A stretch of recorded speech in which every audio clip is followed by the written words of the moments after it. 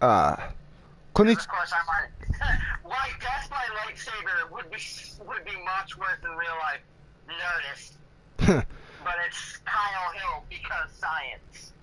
Okay, again. こんにちはこれはアキラとラジオでさすんです。今日のポッドキャストは長くなるだろう。Or again, welcome, hello everybody, and welcome. This is Akira and Rajid Assassin. And today's podcast is going to be quite long. And yeah, now that I've reset my intro and all that, let's continue where we left off. So the first part I want to talk about is Score-Tag's Gata vs. Toph death battle. Which the death battle itself was already stupid from the beginning. Yeah, I don't know why they would put Toph and Gara against each other. Yeah, especially in the very end of the death battle where somehow Toph kills Gata while Gata was in mid-air. I mean, like, that I guess that makes no sense, but yeah, I mean, like, if you remember, Toph was always blind, and she can't even see. And see. Wait, if you hear me laughing at some stuff, it's because I'm just scrolling through my YouTube thing, and I just found a six ninja of the Naruto verse that could be. You kind of cut out.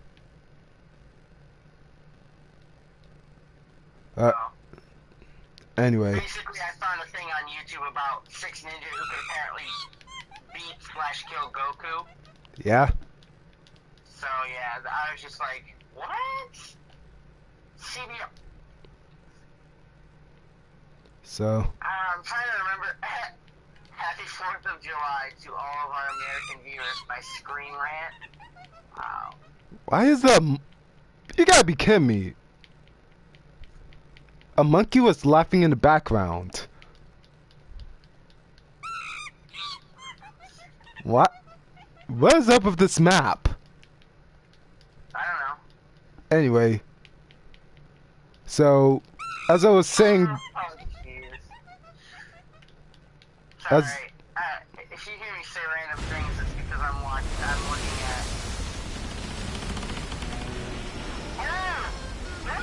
Who had the best intro scene? Oh.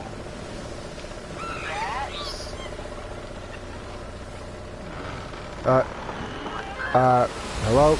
Are we just gonna get to the podcast? Or the topics of the podcast?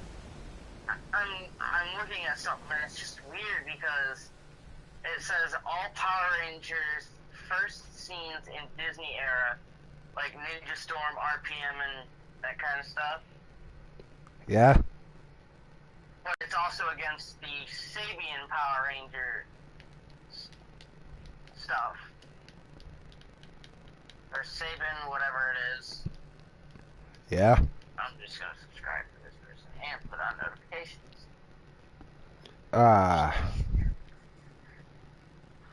Anyway, as Budget Assassin is probably not even paying attention to the question.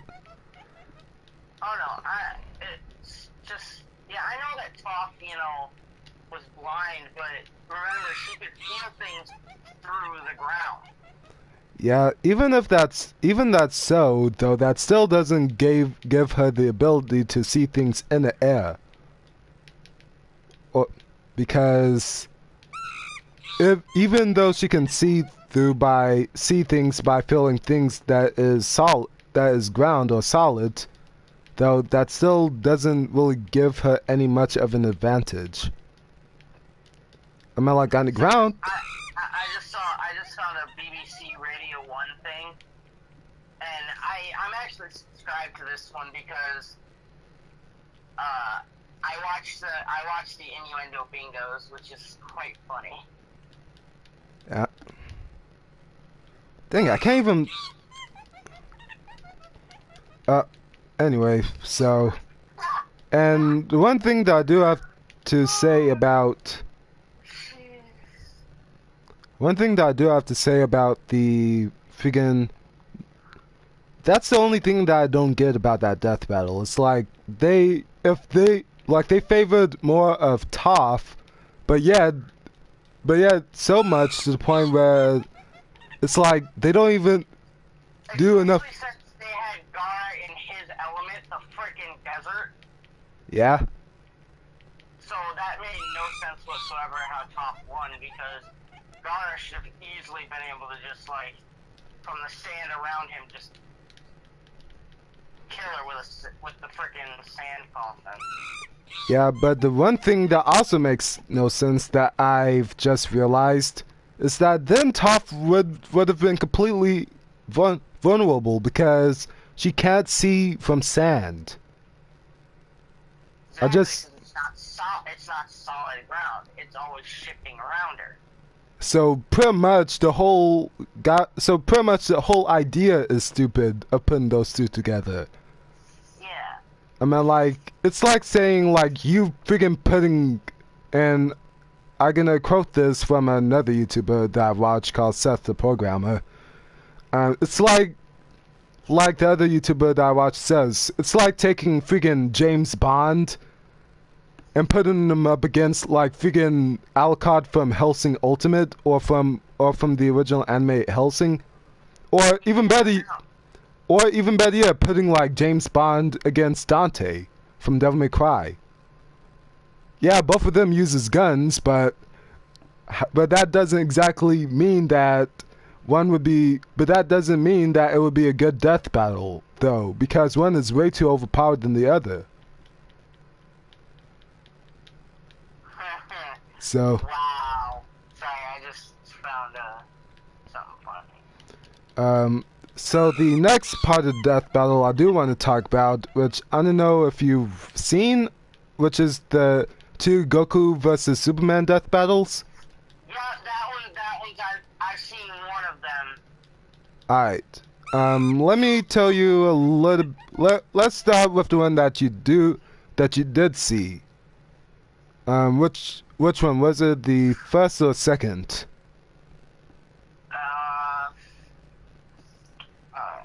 Jeez. Now you're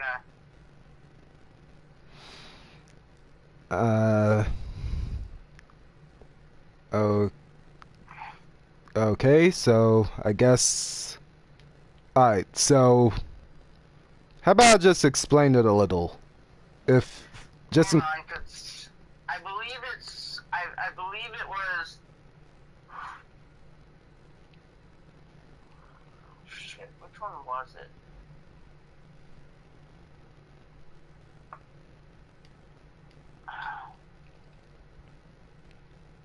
The only one I remember is the one where Goku could have won, but instead he like destroyed the kryptonite.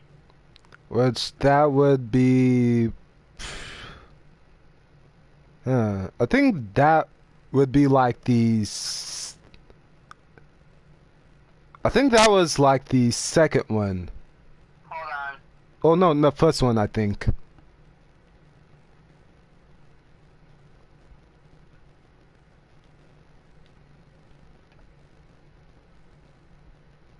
Yeah, I think it might have been the first one because I remember Superman's, having a hard time because of the kryptonite, and Goku just crushes the kryptonite. Yeah.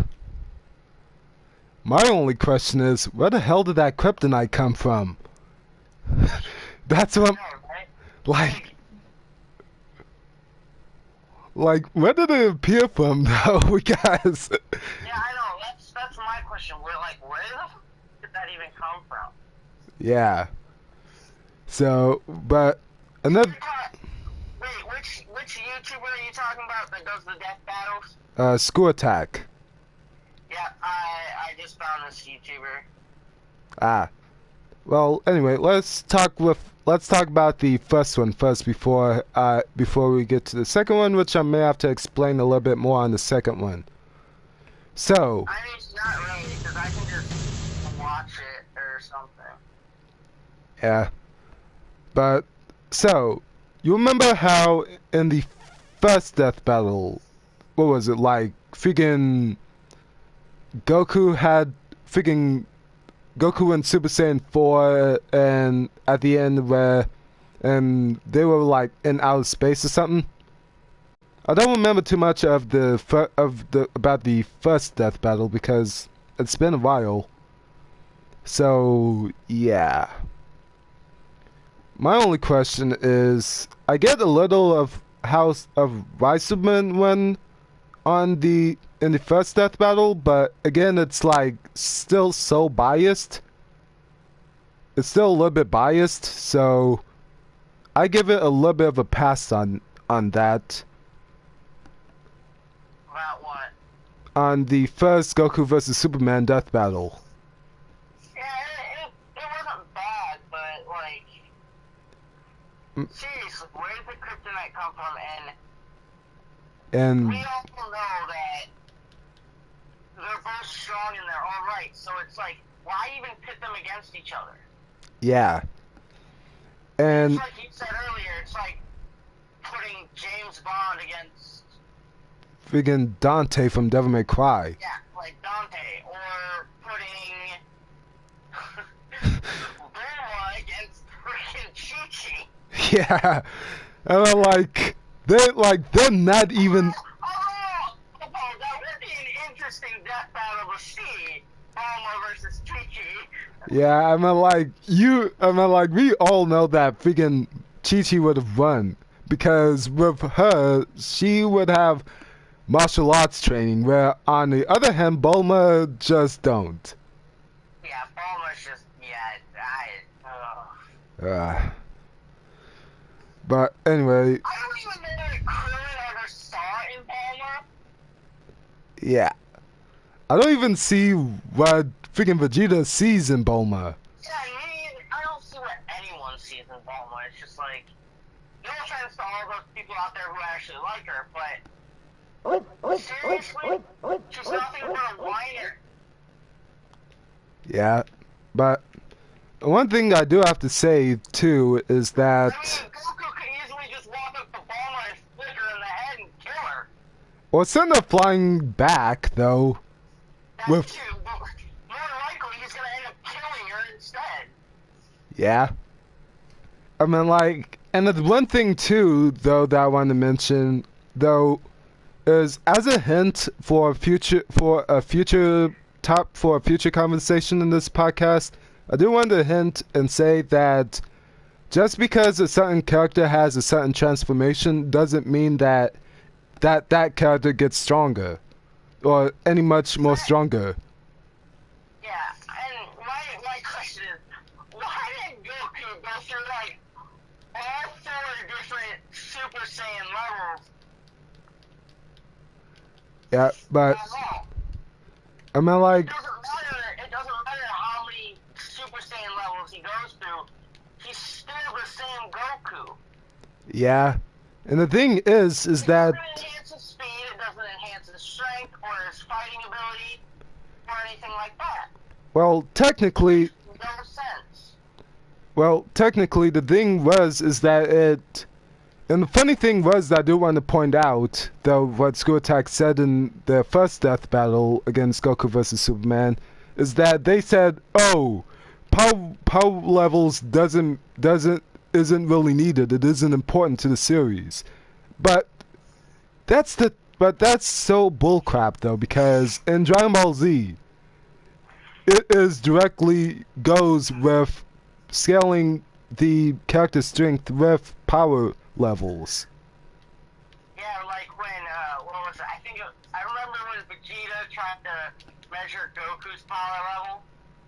Yeah. Yeah, that was a mistranslation. It wasn't supposed to be, someone dumbed it down, so it wasn't really over 9,000, it was way, way higher. I think they overestimated the number though, because I remember someone saying though that Goku's power level back then when he was fighting against Vegeta should have been around 8,000. well, I remember if you think of the original,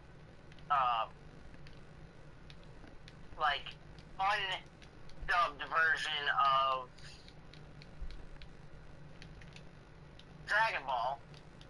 Yeah. Or Dragon Ball Z. Like the actual versions of them, like the original creation, which are in, I believe, completely Japanese. I believe the original thing was not over 9,000. I believe, if I remember correctly, from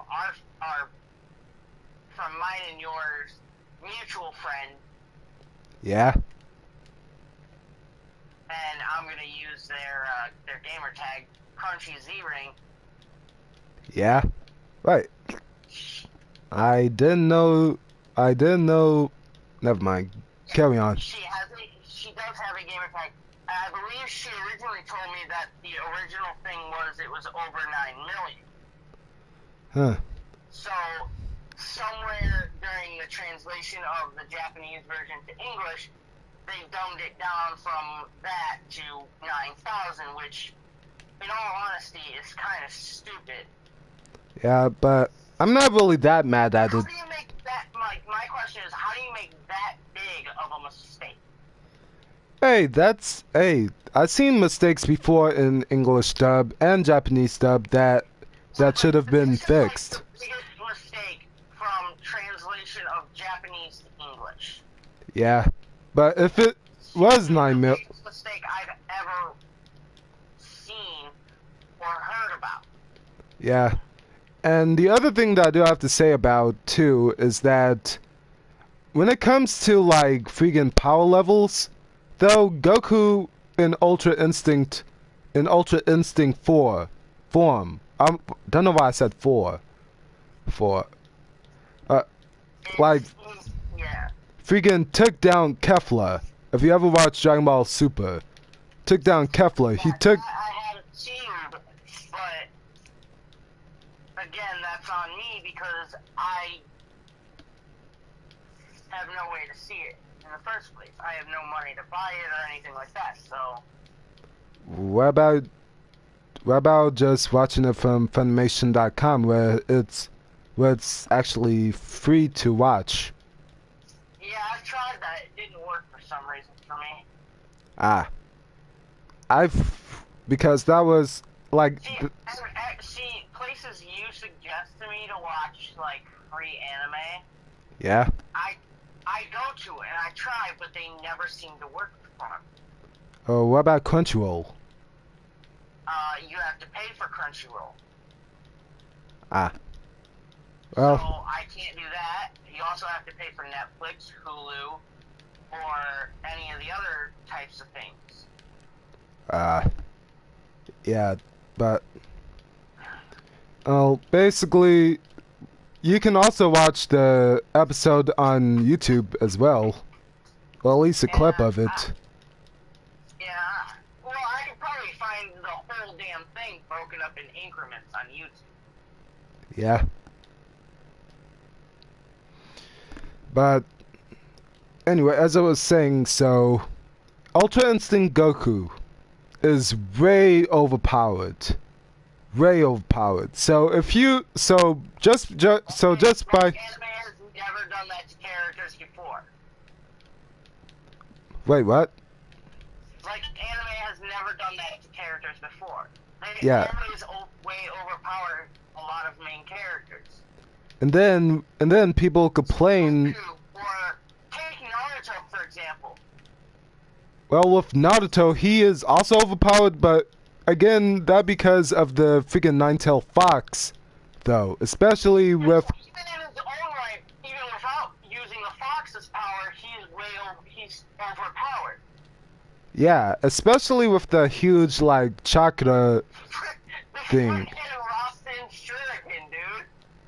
That shit's overpowered. Yeah, and I could have sworn that, and the fight between like Pain and Naruto, though Naruto was pinned down by Pain's like chakra rods, but yet as soon as he sees like Hinata down, he immediately relies on the Nine-Tails' power. Start Like, how powered is this guy? Like, seriously, he's held down by Pain's chakra rods, but yet as soon as Hinata's down, he freaking rips himself out of the freaking chakra rod and starts beating the shit out of Pain. Yeah. Or even better yet, another good character to use is freaking Gaara. How overpowered was he in the original Naruto before Naruto Shippuden? Oh. You- Saying he was good with sand is like saying that James Bond is a mediocre freaking spy. Yeah. But back to the power level thing, because I think we got off topic when we got into Naruto and overpowered characters. But yeah, if you say so, by just going by Score Attack's logic here, since they said that power levels are bullcrap, okay, so how do you explain how Goku, when he went to Ultra Instinct, was able to defeat Kefla, or even better yet, how is Goku able to defeat Frieza, especially when Frieza even when Frieza went to his final form, or buffed before he went to his final form, though. Frieza was powerful even before then. Yeah. And the problem I see with this is that it took Goku, even after a Spirit Bomb, which basically destroyed Namek, Yeah. it took him even more power to keep fighting Frieza to finally destroy Frieza. Yeah, and Frieza. Yeah, and the thing is that Frieza, and I call it the buffed form, though, because on top of his final form, he also has another form that just makes him buffed. Yeah, and when he had all of that going, and Goku finally took him out, it's just like, and I don't even believe Goku went Super Saiyan 2. Yeah. He was just normal Super Saiyan form, and so it has his Super Saiyan 1 form has to have a lot of power to be able to do what he did. Yeah. And not only that, though, each of Goku's forms. Power level that's way over 9,000. Yeah. And on top of that, every single time Goku transforms, his strength multiplies even further. So let's say base Goku is like freaking 9,000. Let's just say like Goku's base form is 9,000. Then Super Saiyan. Super Saiyan 1 form would be 18,000. Wait no. Actually, his Kaioken would have been 18,000. The Kaioken times 4 would have been 18,000 because before he even mastered Super Saiyan mastered Super Saiyan, back during the fight between Vegeta and Nappa, he pretty much used Kaioken because that was the first thing that he learned, or kind of almost first form. So that would have so really Kaioken times 4 between 9,000 would have been around 18,000, or around either 10,000 or close to that. Wait. So basically you're taking his, like, the first thing he did before he got Super Saiyan. Super Saiyan form, which would have put him in the 9,000 range, right? Yes. But You're timesing it by 4? That's about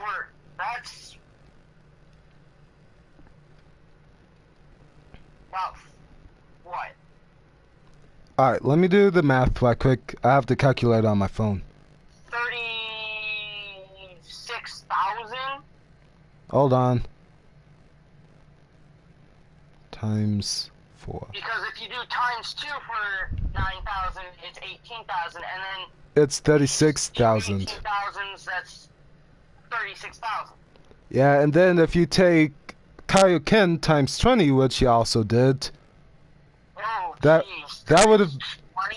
that would have been that would be exactly You're probably in like 100,000 range already. actually 180,000 to be exact.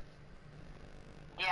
And then if you go by times 50, which he also did, That would. be 450,000. Yeah, that's a lot. So See, that's the thing. It increases his power level, but it doesn't say that it necessarily increases his speed or strength. Just But- the power he has. yeah, which means that power levels are actually very, very important when it comes to Dragon Ball Z. Power levels are more important than their strength or their speed. I'm not like saying It also doesn't necessarily mean it amps up their stamina either. So they have to amp up their stamina by themselves by running a lot, push-ups, sit-ups, all this other stuff. They have to keep amping up their physical power, like their physical abilities, their own speed, their strength, their stamina, agility. They have to bring that up by themselves. yeah, and don't forget the fact that Saiyans get stronger with every fight they go in. So, which means even during the fight, Superman would have won. Well, not Superman, but Goku would have won. Yeah, because Goku would have gotten stronger than Superman. At least by a tiny bit, though. So Goku would have had a little bit of an edge. But I'm not. Not to mention, he got rid of a secondary edge that he could have used during the fight, the kryptonite. Yeah, and also, I just also remembered, is that Goku. Consider Goku is also with his underclothes on, like the blue wristbands, the blue undershirt, and the boots that he wears. Those are like what was it, like 3 tons of weight? Yeah. So If he had gotten rid of those, he would have been a lot faster. And on top of that, I don't know that much about Superman's like homeworld, but Saiyans. Krypton had a red sun, so that kept them from gaining their powers and everything. But no, While they were still advancing technology. But with him being on Earth underneath the yellow sun, it kick-started his powers. yeah, and the fact. The yellow sun he's exposed to, the stronger he is. Yeah, and the fact that since Superman was raised on Earth, where Goku, on the other hand, was born on a planet that has 10 times more the gravity of Earth. He may have been born on that planet, and actually, the gravity on Krypton is more than Earth. Yeah, and also don't. See, if you think about it this way, take Power Girl, a opposite version of another version of Supergirl. Yeah. Or her clone, technically.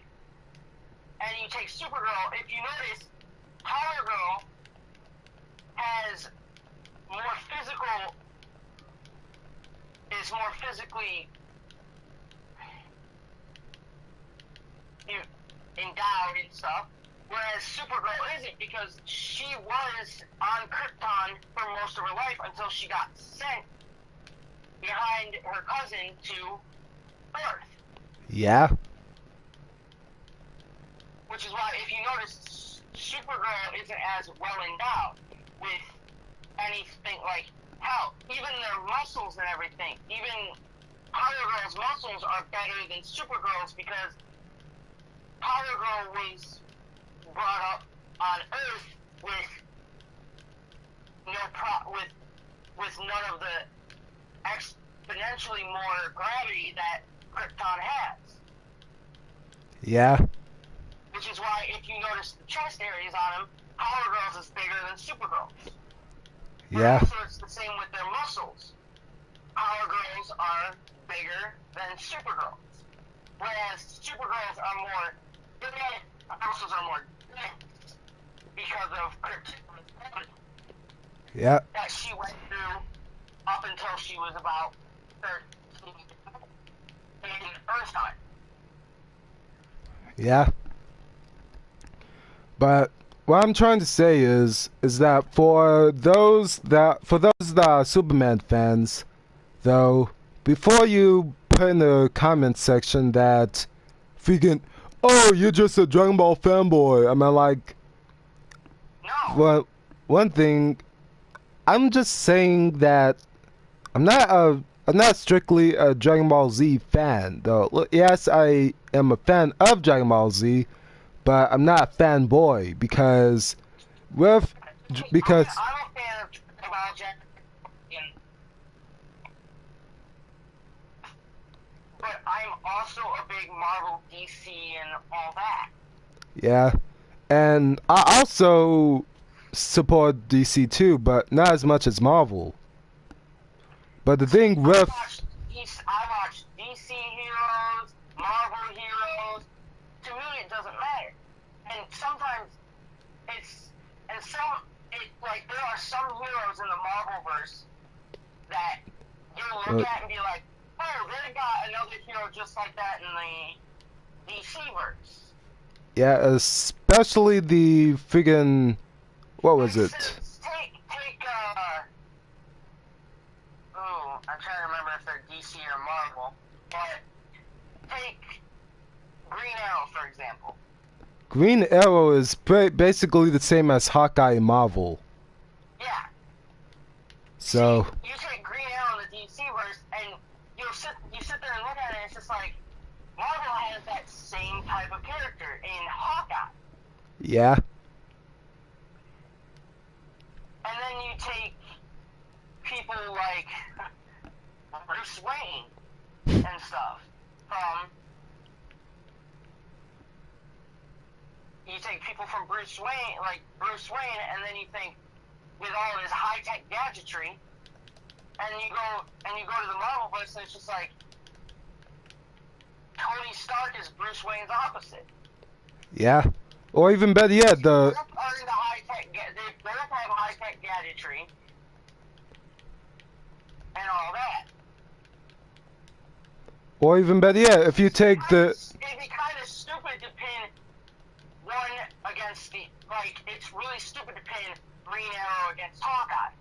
I mean, of course, Green Arrow might win because of all of his different trick arrows. Yeah.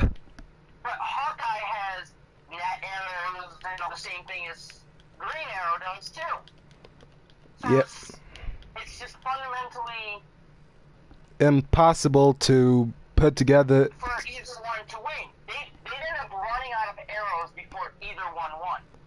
Yeah, I mean, like, for example, another example. I mean, if you pick, like, say, Batman against Iron Man, I mean, yeah, Tony has an edge because he has a complete high-tech repulsors and everything. Especially if he uses... You also got to take into account Batman's utility belt and everything he holds in it.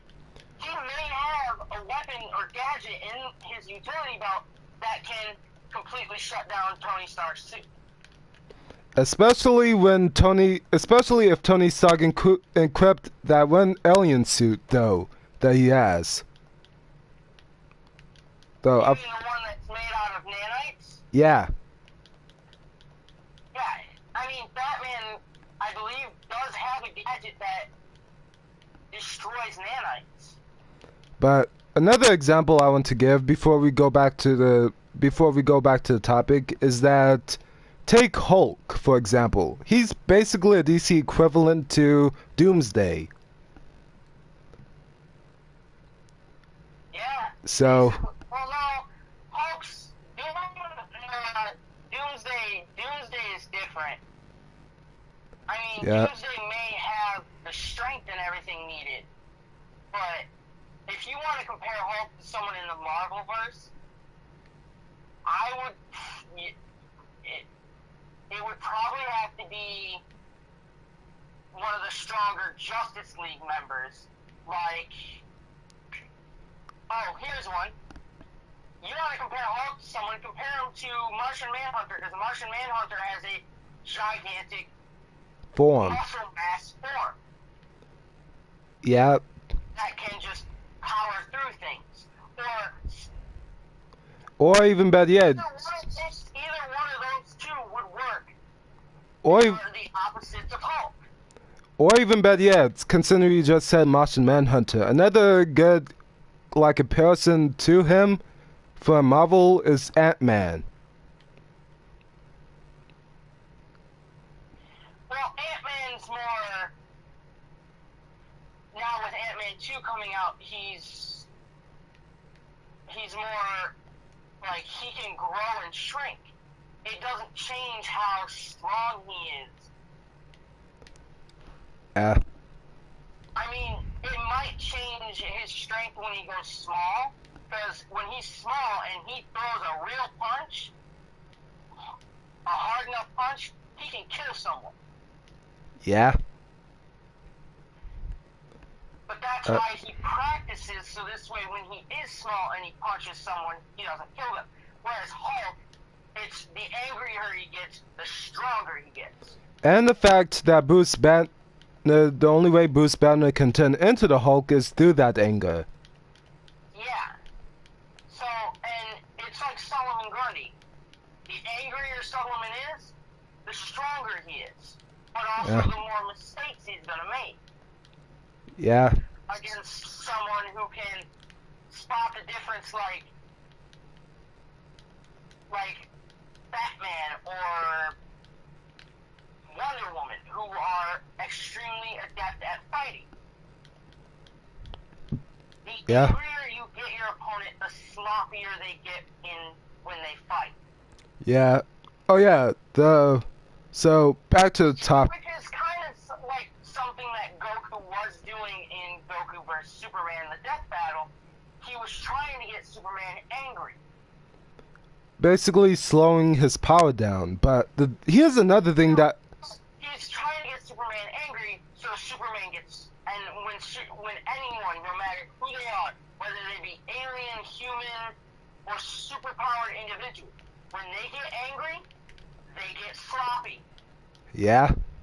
They can be the best fighter in the world. Friggin'. When you get angry enough, you get sloppy.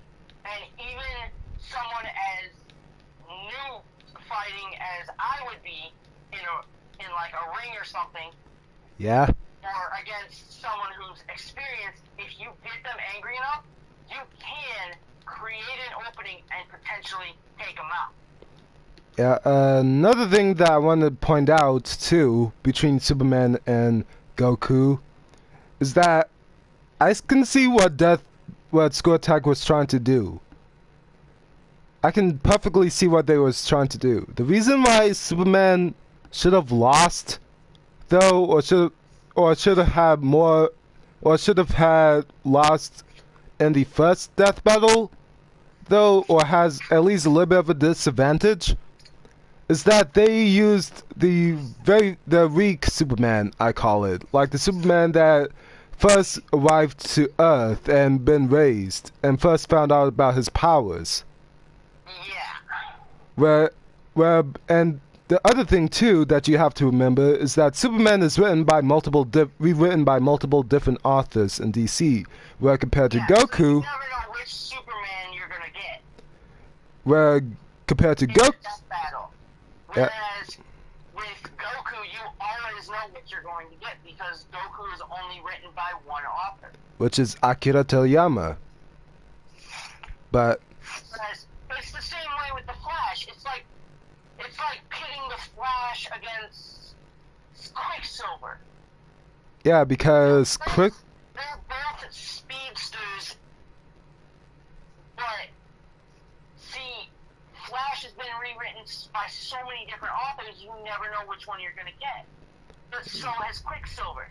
Yeah, but so with you never know which Quicksilver or which Flash you're gonna get. Yeah. It's also the same way with like Batman and Wonder Woman and all the Marvel and DC characters. You never know which ones you're going to get because they've all been rewritten many times by multiple different authors. Yeah, like for example, with the Superman, some author says like, "Oh, Superman is the most powerful being in the universe," where other authors could have said, "Oh, Superman can't be this certain character." I mean, like, it's ridiculous though, and the thing is that.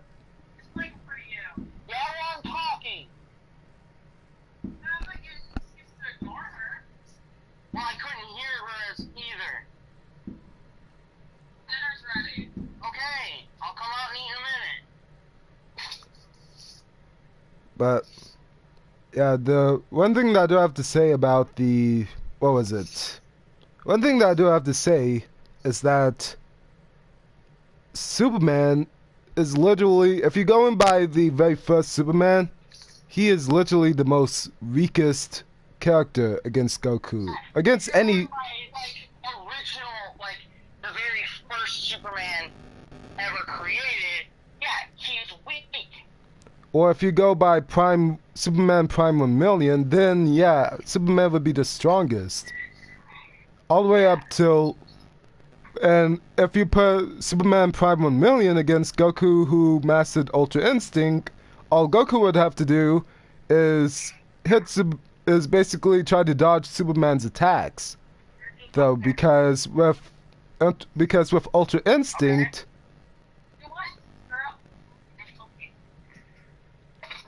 Because with Goku's Ultra Instinct, with Goku's Ultra Instinct, But there's butter, salt, pepper in it. You have the ground up thing. What?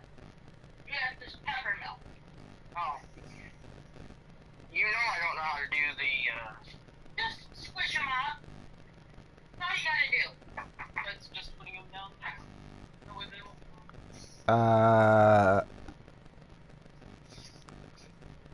Sorry, what? I said, and like if you use Superman Prime 1 million versus Goku with Ultra Instinct or Mastered Ultra Instinct, Goku would still have a little bit of an advantage because with Goku his reaction time is a lot faster, a lot better, to the point where even Beerus from like freaking Dragon Ball Z, Battle of the Gods, even he was afraid of Goku's power, or shocked about Goku's power, or how strong he got. And then with Superman, he could probably even catch up to Goku, or be at least a match to him. And therefore it could have gone either way if you're using Superman Prime 1 million. Yeah, if you're using that version of Superman, of course, there's always the part where Superman can catch up to him, but there's also the chance that Goku can still win, or either one could win at that point. Yeah, and another example I want to use too is that friggin' Goku, in both the manga of Dragon Ball Super and the anime, when Goku was fighting Beerus in the Dragon Ball Super version of the Battle of Gods, friggin' when Beerus and Goku's punch collides, though, they shook the whole entire Dragon Ball multiverse. Well, there's also the point where at that time Goku was a Super Saiyan God. Yes, but That's why it shook the whole Dragon Ball verse, because it was a god pitted against a god. yeah. So, of course you're gonna get the ever-present, like, universe or multiverse shake, because it's a god against a god, and that's always gonna happen. Or even better yet, and by the way, before I say this, I do want to apologize to the viewers that's watching the live stream, but also and noticing that I'm not doing anything in the pause menu. That because it's kind of hard to like kind of play the game and while holding the phone or setting the phone without messing up the gameplay. So yeah, this is just going to be the new background. Anyway, as I was saying is that, for example, the one reason why Goku and Beerus shook the whole multiverse in Dragon Ball Super is that, for one of the reasons, part of the reason is because Goku just found out about his new power. But yeah, for being a god, that happens. Yeah, and also note that Goku likes to hold back his full power at most of the time, except if he's fighting an enemy that is like, let's say freaking Hurudegan level. Yes, from the movie from the Dragon Ball movie Wrath of the Dragon, which is still not canon to the series, but whatever. I'm just using that example. Where, if you remember, if you ever watched the movie, Goku, on the other hand, freaking punched Hirudegan all the way through with the dragon's fist. Or, if you remember another non-canon Dragon Ball Z movie, which is, I forgot what the name of it was. I forgot what the name of it. It's like, Goku shook all of hell when he was going into Super Saiyan 3, just to fight firstborn Janemba. And then, also, from Dragon Ball Z, Goku freaking shook the whole entire Earth when he was first turning into Super Saiyan 3 against Majin Buu. Because he just discovered that form. But yet, so there's no telling of him of how strong he would be if he mastered it. There's no telling how strong he would be if he mastered Super Saiyan 4 as well. Yeah, or even better yet, because being Screw Attack, and they thought that Dragon Ball GT is somehow canon to Dragon Ball Z, even though it's not. Though Super Saiyan 4, if Super Saiyan 4 and Dragon Ball GT was canon to the original, to Dragon Ball Z of some way, then Super Saiyan 4 would be like would have been way stronger than what Screw Attack mentioned about set power level. What Screw Attack mentioned the power level of. Yeah. So, would have been way stronger, and probably would have been way stronger than Ozaru.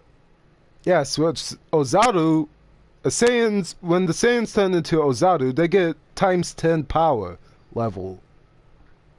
So, really, Ozaru is barely even that strong. So, which means that if you, let's say, put him against freaking... So if the Saiyan's power level is really, really high, you times that by 10, you get a really strong power level. Yes, and the thing is that if you put like, let's say, Ozaru Gohan versus freaking Super Saiyan freaking Goten would have been way stronger and would have easily beat Ozaru, because when Gohan turned into Ozaru, he was only a kid with a power level freaking close to, what was it, like 10? 8? I don't know. Because Piccolo started training him, so that would be like... So really, Goten would have mopped the floor with him. And... friggin... I guess that's about it for the first for the first Death Battle video, and for the second Goku vs. Death Battle video, it was even more freaking more biased. Like they exactly purposely tried to make Superman win. Because you wanna know why I said that? Why? Is because in the Death Battle, friggin' Goku used this Kamea Wave, and he's in Super Saiyan Blue form. Or Super Saiyan God form, actually. Not Super Saiyan Blue, but Goku was in Super Saiyan God form. Did a Kamea Wave. Superman, the same Superman that was in the first Death Battle video, friggin' walked through Goku's Kamea Wave. No scratch, no anything. Not even friggin' been blown away or incinerated. Friggin'. That's because you gotta remember, Superman's skin is impenetrable to basically everything but magic. Yeah, but still, you would have think that it would have done some sort of damage to him, though. Even though he can. It might have ruined his suit, but that'd have been it. Yeah, which his suit was perfectly fine. But if you think about it again, freaking Goku was in Super Saiyan God form when he did the blast. So if you compare the Kamea Wave with base Goku's Kamea Wave, that's a huge difference. So really, his base form Kamea Wave in and of itself is powerful. yes. So just having Superman just walking through the Kamea Wave, though with no scratch on him whatsoever, not even on his suit, is basically purposely like friggin' saying that, oh, Superman is, oh, base Superman or Superman that first appeared is stronger than Goku. Even though that's actually false. On so many levels, because Superman in his base form, when he originally appears, is very, very weak. Yeah. Compared to, say, Goku, who's in God form. Yeah. Or even better yet. That Kamea Wave should have at least obliterated his outfit. Yeah. If not, Or even, punished his skin. or just slow him down a tiny bit. Or even a little bit. Though. Because the thing is that, like I said, yeah, you are correct that Superman's skin is impenetrable, but he can still be slowed down. If you remember when Wonder Woman first appears, she doesn't have just a lasso. She has a sword, a shield, and when Superman originally first touched her sword, it cut through his skin. Yeah. So that sword has to be sharp enough to cut through Superman's impenetrable atoms in his skin. Yeah. Which means, and the only thing I wouldn't think would be able to do that would be, say, the Defendo spell from Harry Potter. Yeah. Or a ring jutsu from Naruto, because it's basically magic. Yeah. Because the jutsus of Naruto, just like magic, are drawn from power within the person itself. Yeah, but the thing is that if we're going by magic, though, because if you remember Babidi from Dragon Ball Z, you know, Babidi, the guy that awoke in Majin Buu? Mr. Pits. Yeah, From the comics and stuff. thing is that the difference between magic and ki is that ki is different from magic, though. And because of what Babidi used is magic. So which means that, and yet Goku still took care of Majin Buu, and Babidi and Majin Buu took care of Babidi, and even freaking Vegeta broke through the mind control of Babidi's spell when he became Majin Vegeta. So really, yeah, Superman is impenetrable from magic, but that still doesn't really change. But Ki is also different too. Well, Superman's not immune to magic. His body. What happens is if you took the Defendo spell of Harry Potter or Sectum Sempra or a cutting spell of some sort from Harry Potter, the spell would get through Superman's skin. Yeah. Meaning, magic is a weakness of Superman, just like kryptonite. Yeah. And you hear Superman say this in multiple different anime styles that magic is another form of Kryptonite. Something that can harm him. But, yeah.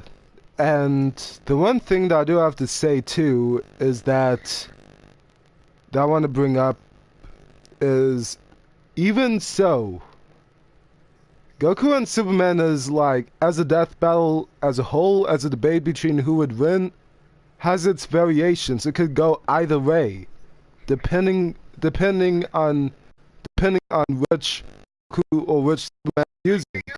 Goku when he's in Super Saiyan God form, Then he would against the original base Superman, Goku obviously would win.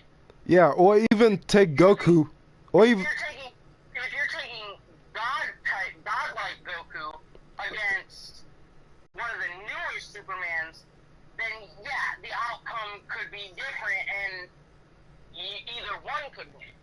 Yeah, or if you take Ultra Instinct Goku before he was able to master it, though Goku would have better reaction speed, would have reaction time, but and you take Superman versus Superman, who is powerful enough to like or takes against Superman, who is Prime 1 million, then yeah, Superman would still have the advantage, but Goku would have better reaction time.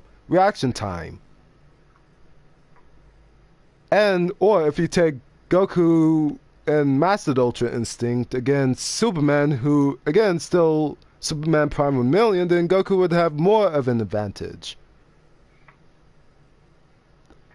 But anyway, so that was about it for the Goku vs. Superman death battles. The other one that I want to talk about, another death battle I want to talk about, is freaking Naruto vs. Ichigo. That... I'm going to stay out of this one because this is one I haven't watched, so... Yeah. I have no opinion on it, so... Yeah.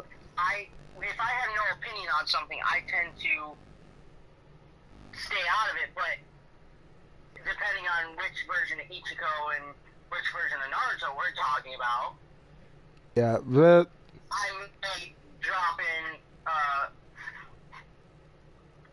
a little bit of what I think.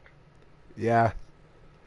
So, what I would say I would put in like, for example, I would explain more about like the other death battles that is non-anime based, but considering that I've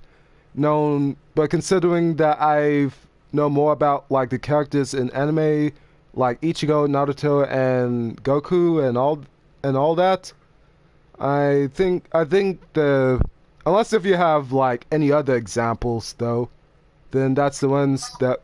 I think there was a Deadpool death battle at one point. There was actually two. there was actually 2 Deadpool death battles. But for freaking Naruto versus Ichigo, that one death battle that freaking Naruto fanboys and fangirls freaking praised Screw Attack for. Which, okay, let me start off. One thing that Screw Attack says is that, that said about Naruto, Naruto can see ghosts, but only through Kurama. But yet that still doesn't make any difference. Naruto wouldn't still be able to sense Ichigo, nor any other spirits. Yes. Or Soul Reaper or anything, or a Hollow or anything like that. Naruto wouldn't be able. Yes. Yeah. And Kurama wouldn't be able to either, though, because, again... So Kurama is a immortal mass being of chakra.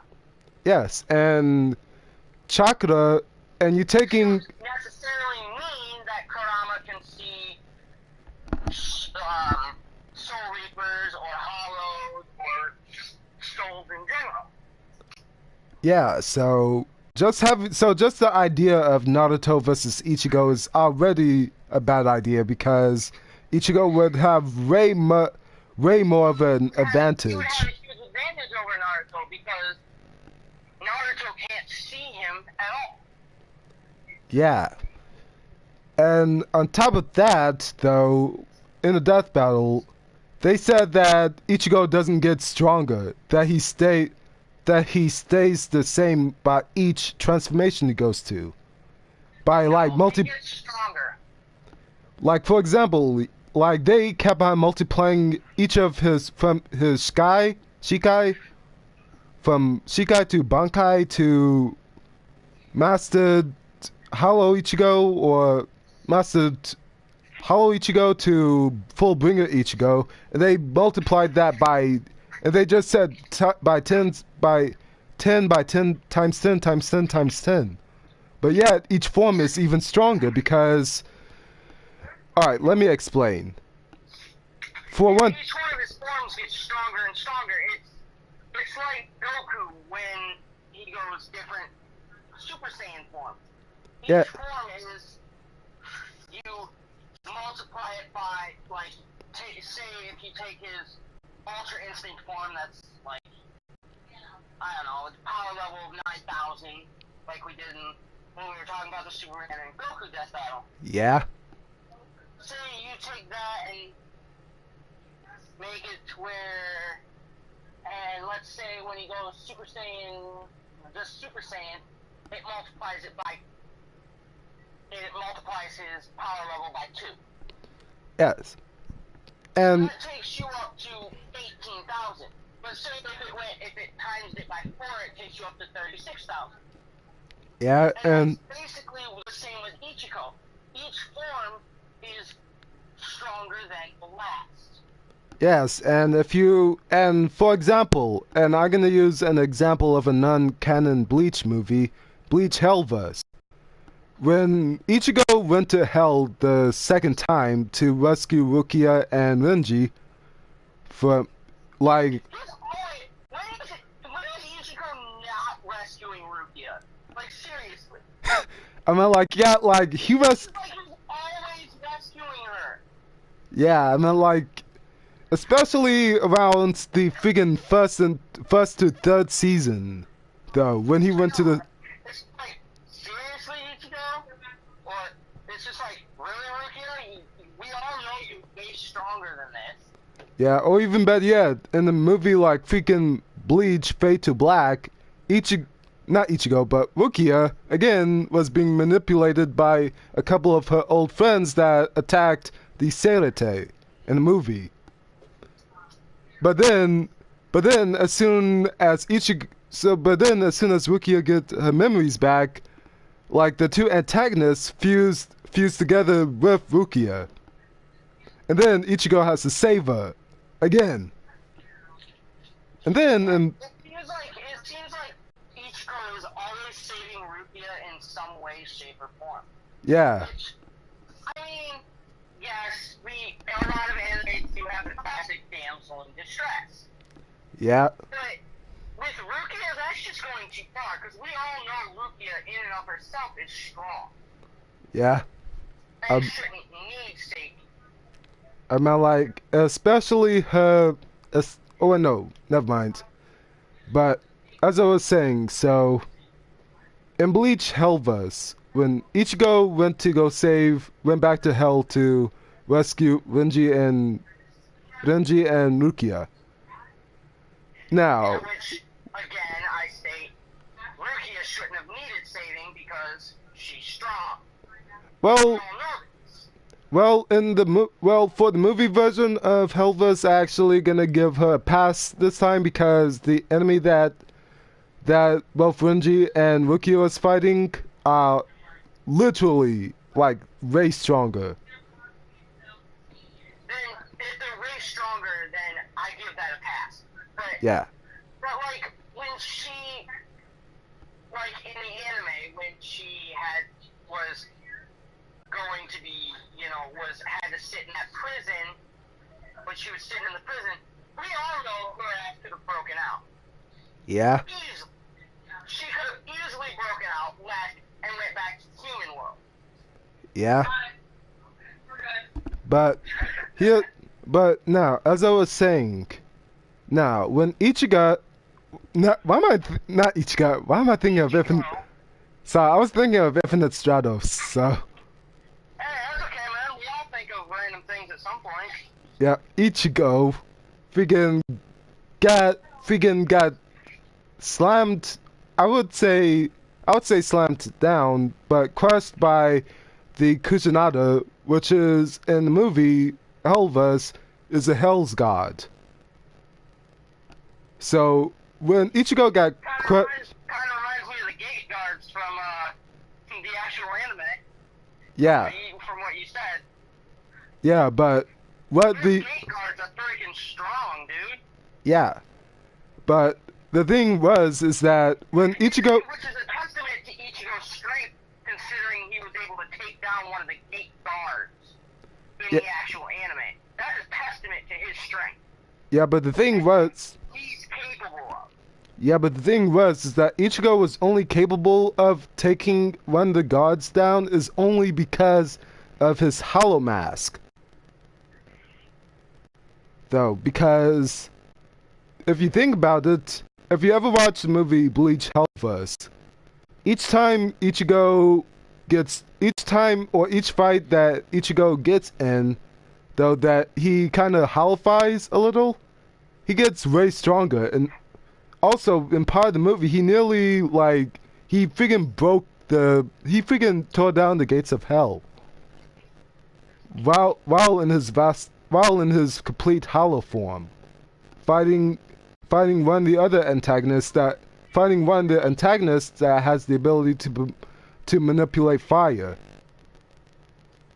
Yeah, and see, this is a testament to Ichigo's strength, because when Ichigo in the anime ends up having to fight the gate guard, he's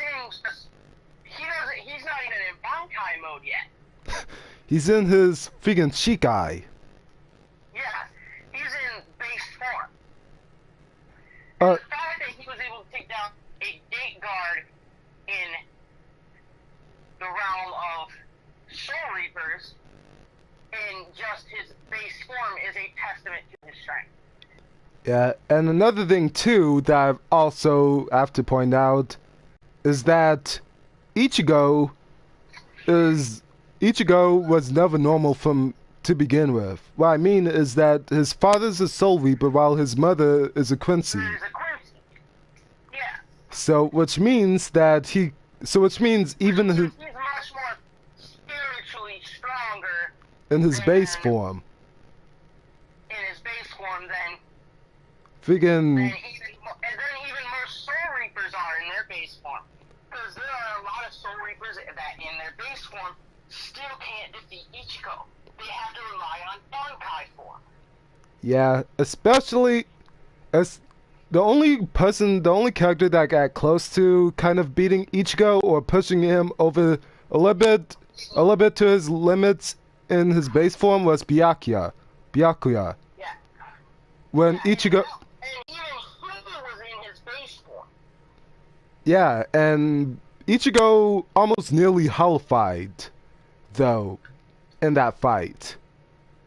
That tells you... Ichigo almost nearly hollowifying to even beat him. So which means that if Ichigo, let's say, did hollowify and went against Byakuya, Ichigo could have easily killed him. Because of how strong he is in his hollow form. So if you compared to say Ichigo in Honkai form. Yeah, and also another hint too that you also gotta know is that Ichigo, when If I remember correctly, in the anime, Ichigo hadn't even learned the name of his weapon. yeah, like the thing was, Even after he used its base form before using the name, and that was when he was fighting the one dude. yeah, So that basically is another testament to Ichigo's strength. and another thing too that I want to point out is Ichigo's spiritual pressure is way stronger. Like what I mean is that the first time Rukia pretty much transferred her power over to Ichigo, Ichigo sucked all of her. Actually, she only had to give a little, just half of her power. And Ichigo Whereas Ichigo ended up getting all of it. Yeah, and on top of that, Ichigo Zanpakuto, before he learned of Zangetsu's name, or before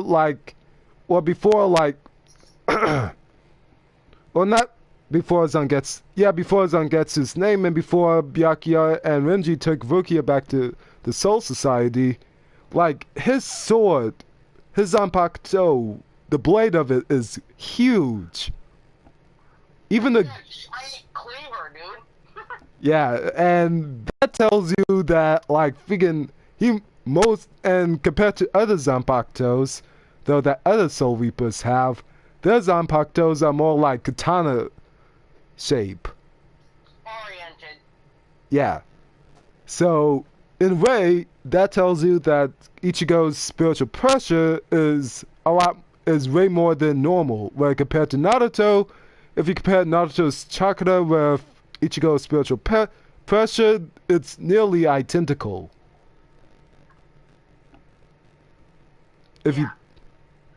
But if you're taking and for Naruto just to satisfy those fanboys and fangirls out there, though, for Naruto, his intake of chakra is huge. Like I said, it's compared to Ichigo's spiritual pressure in Bleach. And on top of that, since Naruto also has the Nine-Tailed Fox, or the help of the Nine-Tailed Fox, it's pretty much bigger than that. And if you remember correctly, if you remember correctly from Naruto, it took Minato almost nearly a year, or close to a year, just to master the Rasengan. But you also got to take into account it took him 3 other years to even create the ring. Yeah. And So it literally, technically took him 4 years to master this Rasengan from start to finish, even just by creating it. And Naruto didn't have to create the jutsu. He just had to master He it. had to learn it and master it. Yeah, which again, the time that took Naruto to master the jutsu was a lot more shorter than Minato.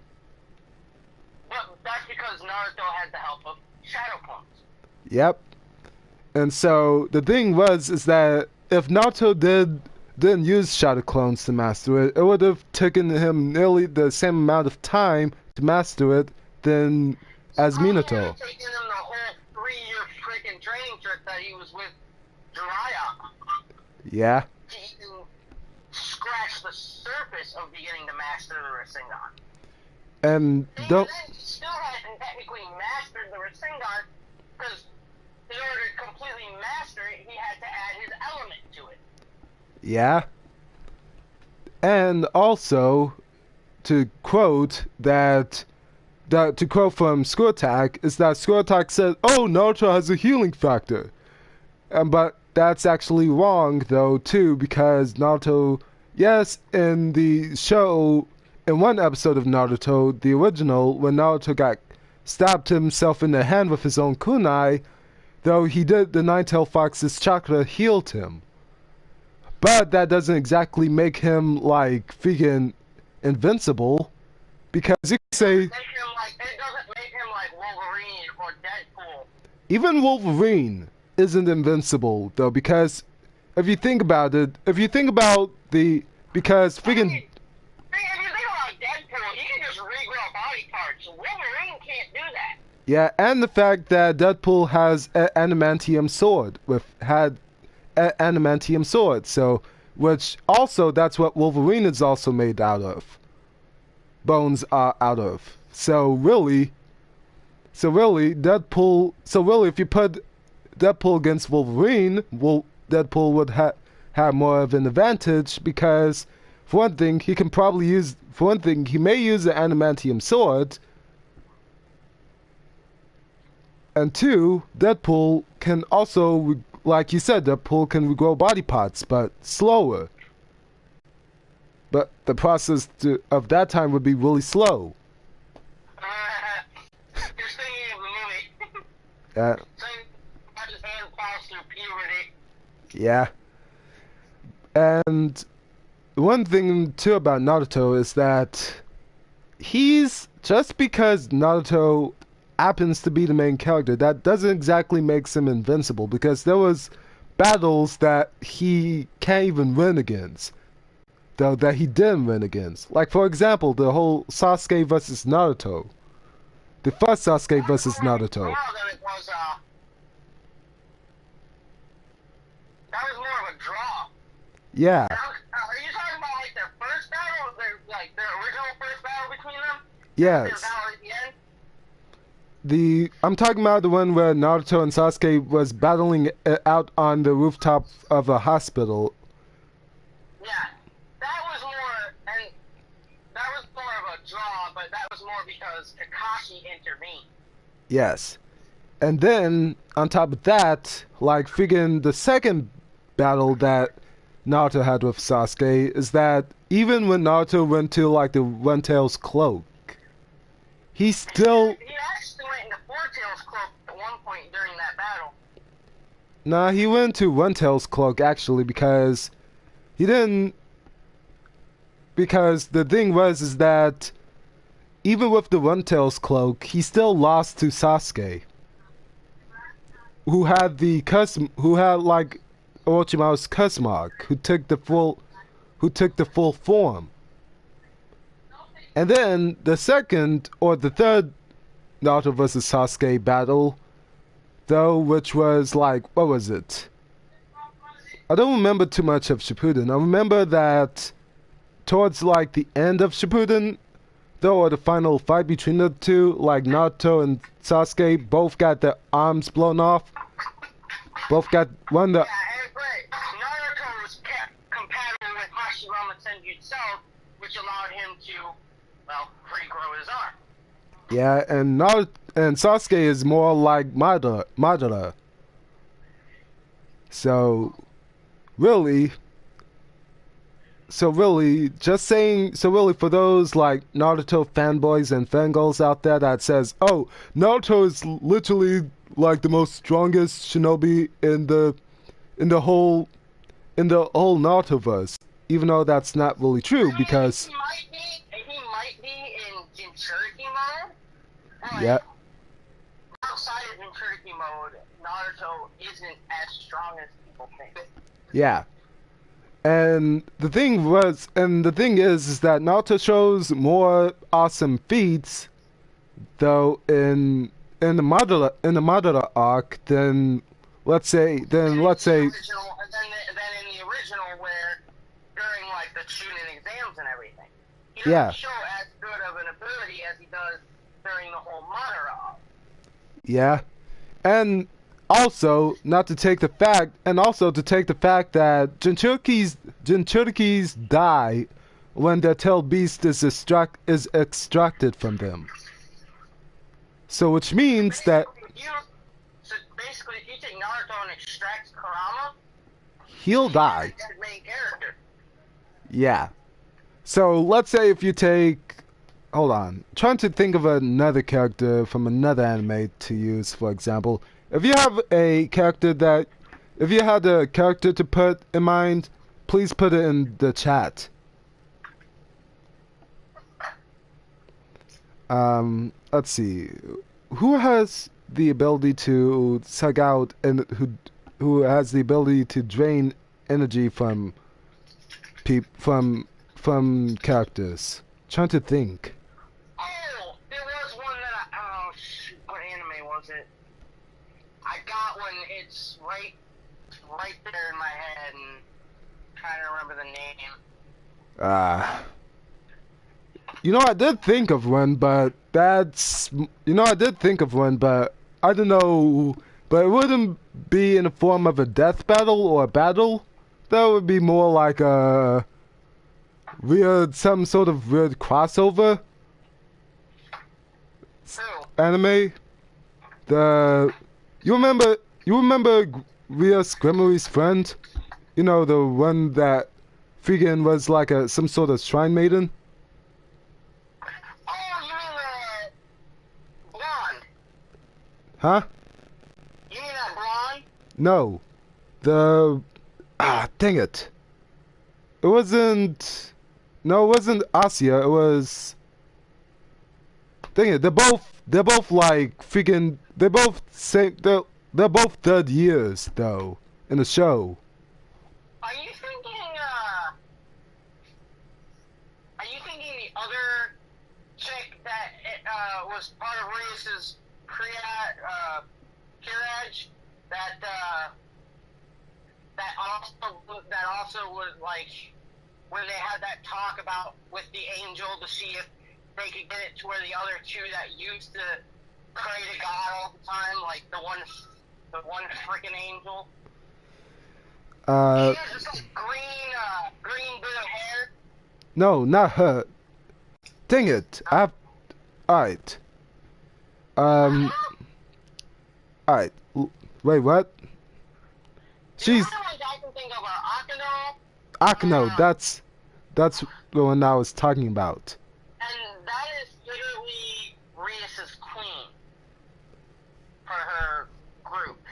Yeah.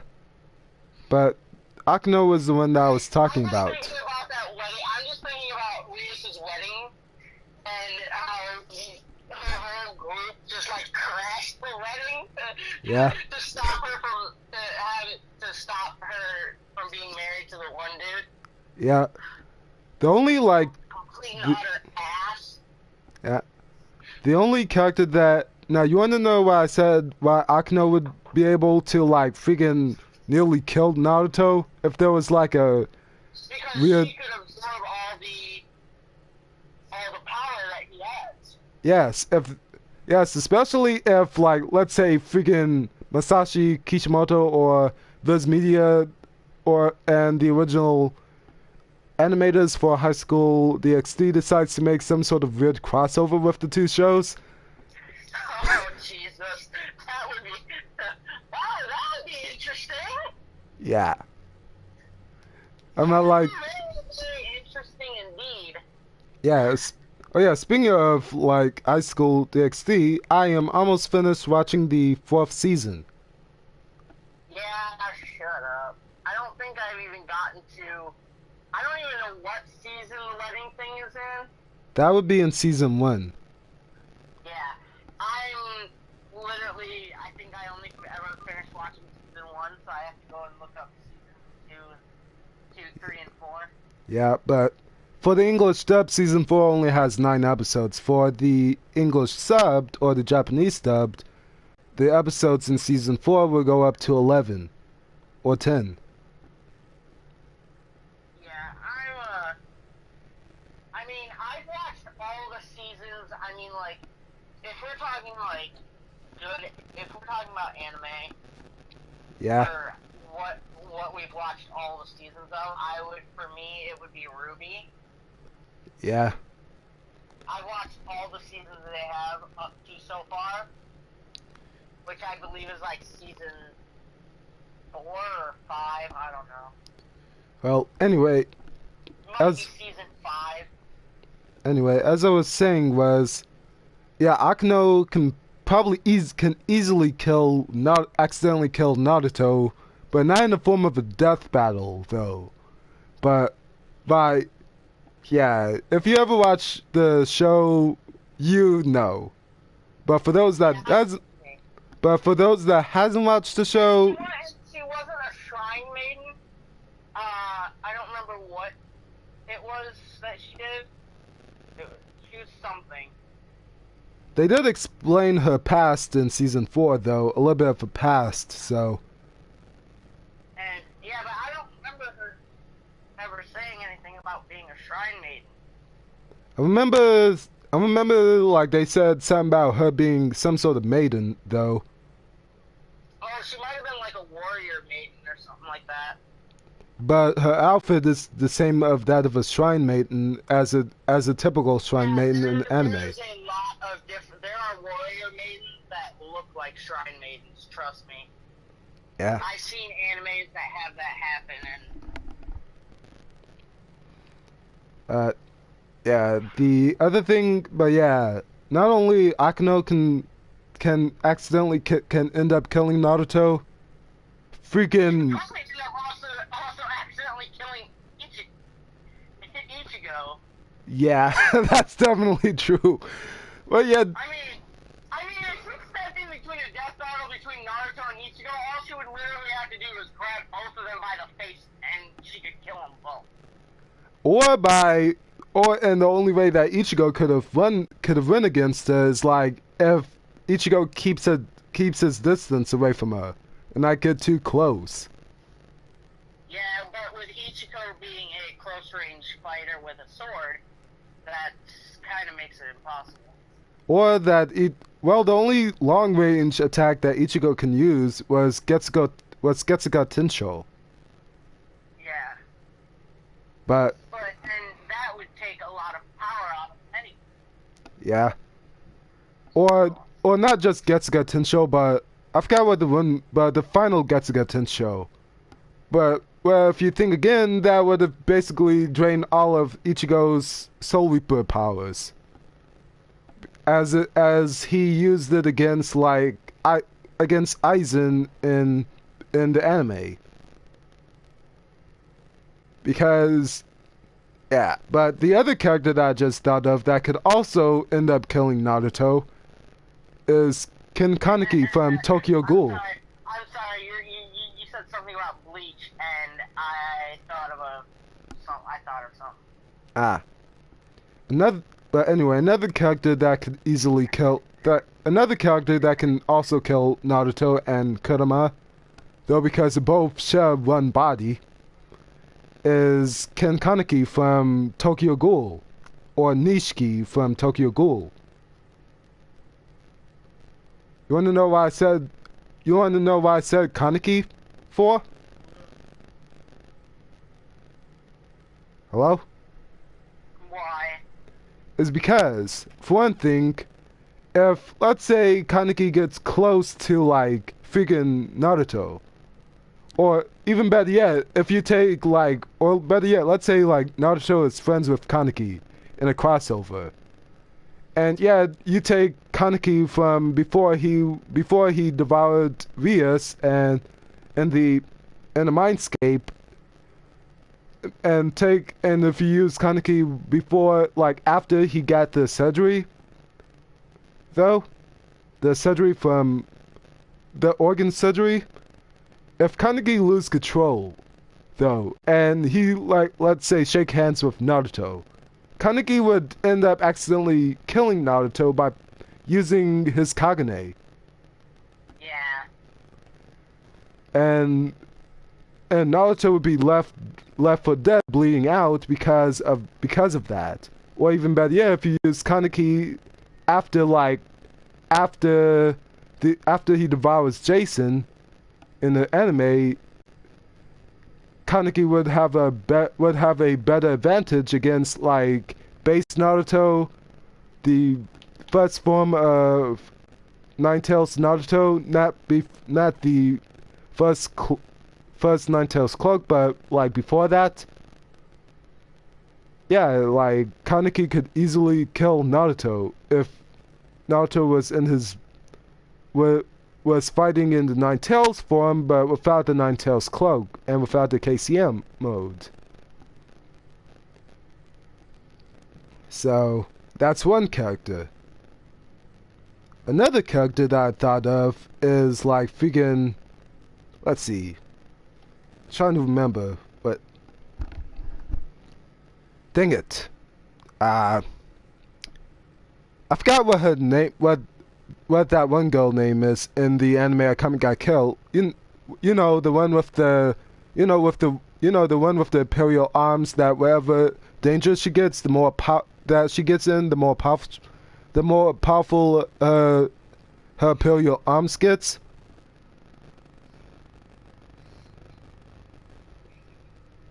The only person I can really think of that, like, is really, really good in that anime is the leader of that group of killers. Yeah. But I think it was... what was it, Night Raid or something like that? Night Raid. Yeah. And she's got, like, a freaking metal arm, which is, like, beastly. Yeah. Oh, now I remember the character's... Now I remember the character's name. Her name is Mime. Oh, that picture of girl who's always wearing pink. Yeah, she could easily... I love how, like, most of the females in that group, end up falling for... Tatsumi? Character. Yeah, especially... but yeah, like, friggin... But yeah, I like how, like, friggin... You know, if the one character with the green hair was still alive all the way to the end, then can you guess how jealous he would be? Considering the main character ended up frozen with that psychotic bitch. Yeah. Yeah, I don't think the green-haired guy would be too jealous. No, I'm talking about compared to other female characters. Oh yeah, like if he had ended up with, like, Mai or Akame, or I still hate how they had the one girl, the blonde, go into an alley and end up bleeding out. Yeah. That really pissed me off. Yeah, but if you... The way the one chick with the scissors died, though. That was sad. It was sad, but she went out in the most epic way. Yeah, but she barely even friggin... But she's barely even a side character in the show because she died so early. And even she was in love with the main character, which was hilarious. But she had, like, other women in love with him. And before we go back on topic, I do want to say that there was one more female character that also fell in love with the main character. Oh yeah, with the crazy psychotic bitch who could use ice. Not just her, but the one female... The one chick with the dog, yeah, I remember her. Not her, but... Oh no, wait, who was it again? Oh shit. Alright, the female character that... The female character that I'm talking about, that I'm thinking about, that also fell in love with the main character, is, like, she can basically use, like, this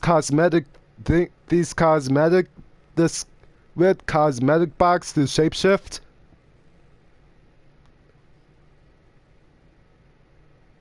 Remember? Because her death. I believe you're talking about. Oh my jeez, what the hell is her name? No, I think that was one of the characters, one of the people of Night Raid. She joined Night Raid along with Susanoo in closer to, I would say, closer to the second half of the season. Yeah, she was cool. Yeah. There were like 6 different girls that like basically wanted to screw his brains out. Yeah. Oh my god! The fact that he had 6 girls that all ended up dying. Yeah, it's like in a really bad romantic comedy movie or somewhat. Oh no, it's more of like a tearjerker. Like, you wanted him to be happy and alive and with like all 6 of them, but the way a lot of them end up dying is pretty freaking epic. Yeah. Let's see. Now let's get back. Just the way that the main character ends up eventually dead, wrapped in the arms of the one chick and frozen as ice. Yeah. Whereas we all like, I myself wanted him to really live through the whole everything that he went through and be, and him and Akane being a couple. Yeah. Anyway. Whatever her name was. But basically, her thing was if she cut herself, she could increase her power and shit. Which also means that she could have saved the main character second before the last episode. Yeah, because if she cut anyone else but herself, it killed them. Yeah. And all she had to do was, her blade was that cursed that if she nicked someone, they would die. Yeah. But anyway, as I was saying, back to the topic. I'm saying that there's a lot of characters in anime and in manga that can... Wait a minute, whatever did happen to the chick with the cosmetic, because she never died. She actually did die. She got her head cut off and displayed on. I don't remember her dying. But see, if they had thought about this and done this in a freaking anime-style way, where, of course, they ended up killing off the main character of the actual anime, so they could never have a second season? Yeah, like a second season and shit. Well, they could possibly still... Well, they could... If they had thought about this right, they could have had it to where all those people that died didn't actually die. Well, the thing is that if they were planning to make a second season, though, if they're willing to use the same character, though what they could have done is kept the main character alive, but possibly, like, kill off Akame, then. Technically they still could have a second season, because I guess it really wasn't just about the main male character, it was more about Akame herself, the one with the cursed sword. Yeah, but the thing is, too, but the thing that you gotta remember is that Akame, just because one anime has, like, let's say, just because one title of an anime says something about, like, one of the characters doesn't exactly mean that that character is the main character. Because there's a... I guess all of Night Raid were really main characters. Yeah, but the story... The green-haired guy died. Yeah. It was really, really sad. Yeah. And I remember it was the boss of Night Raid that was the most upset about his death. But I guess that's because she had a thing for him, so... Yeah. And we all knew that Akame, in her own way, showed that she likes the main male character. Yeah. And she just showed it in her own way. Even in the final fight between... Even like, all the girls in Night, like, the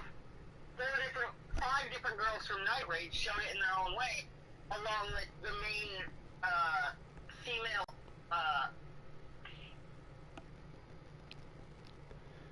Oh shit! What's her name?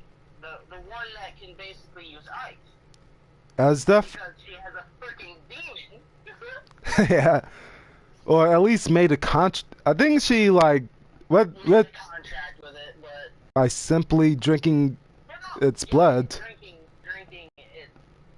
I don't even know what it was that she drank. It was the demon's blood. Yeah. But anyway, before. Everybody showed that they liked the main character in their own way, which. Alright, before I end the podcast, before we go way out of topic, the last death battle that I do have to say that pretty much the main reason why I'm making this podcast is the Ryu from Street Fighter versus Jin Kazuma from Tekken, which came out today. And before we get into this and everything, eventually, what will happen is our group will get together. So, everyone who's listening to the podcast right now or watching, Yeah. me and, Nephilim are in a band together. Or Along with a friend Shattuck and Shadow. what was that? Or Shadow, whatever. No, and Shadow, because And Shadow. We're all in a band together, so yeah. you guys all be on the lookout for our band updating our YouTube channel and with another podcast like this when the four of us get together. And also on this channel too that this live stream is going to be on is that as soon as the band gets together and we start making our music, on this channel it's going to strictly be music videos too along with podcasts. So yeah. I thought that's what we were using the YouTube channel that I created for us. I know, we're still going to be using that, but for people that can't really spell out. And just so you know, on the YouTube channel I created for us, everything you guys will ever see on that channel will be unedited, uncut. Yep. And then for You guys will see our greatest success to our worst failures. and also we're going to be doing our own music videos, and the ones that's going to be edited though, which I probably end up having to be doing the editing because If Nephilim ends up editing them, he can always just send me the edited videos and I'll upload them. yeah.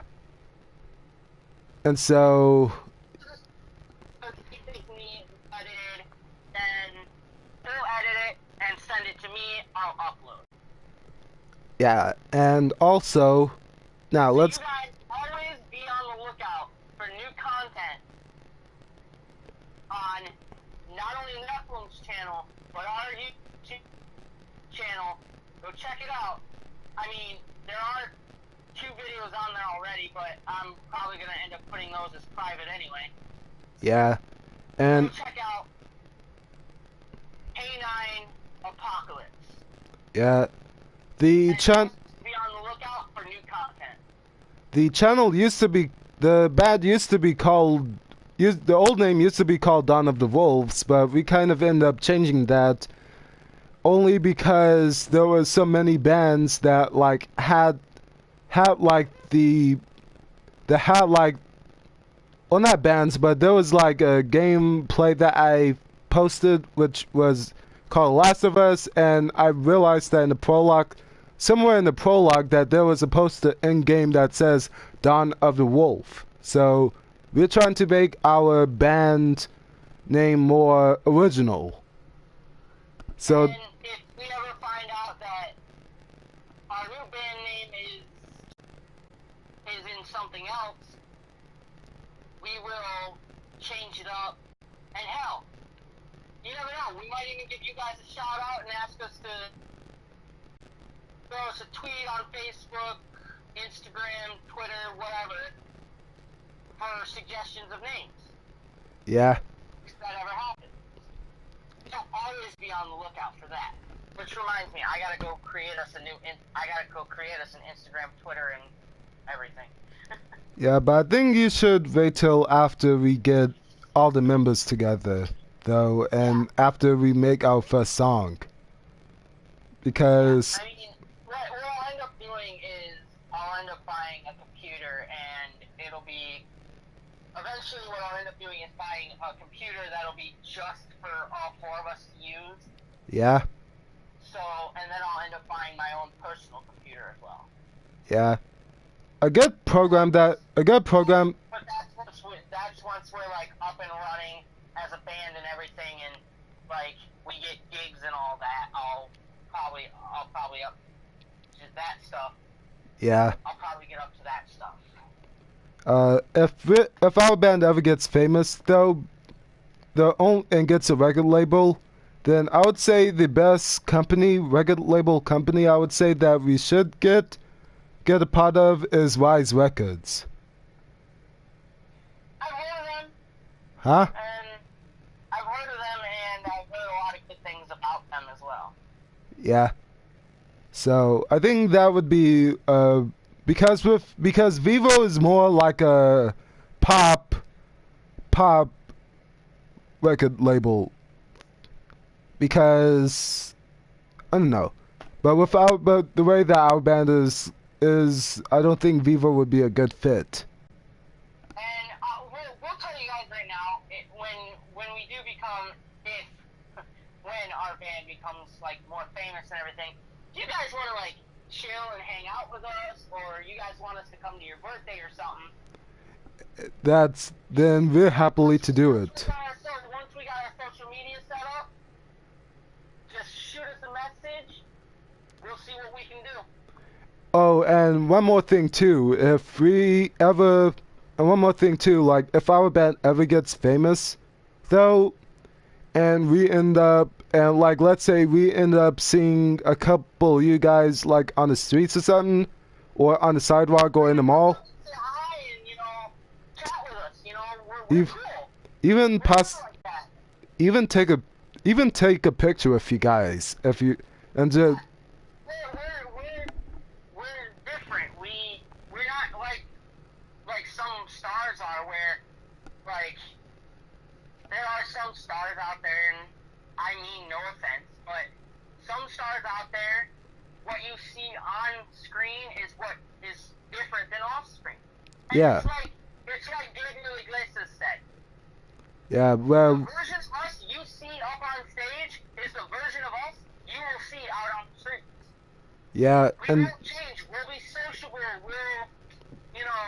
You guys want to come up and you guys recognize us. You guys want to come up and say hi? Come up and say hi. Get a picture, whatever. yeah, and another thing too is that we're not like a. The thing is that we're not the type of band that would only make music just to like freaking how should I put this? We're not like a sellout, I would say, where it's like our personalities would be the very same as if we'd be on stage. We only make music. As enthusiastic as we'll end up being on stage is as enthusiastic as you'll see us out on the streets. Yeah, and the other thing too is that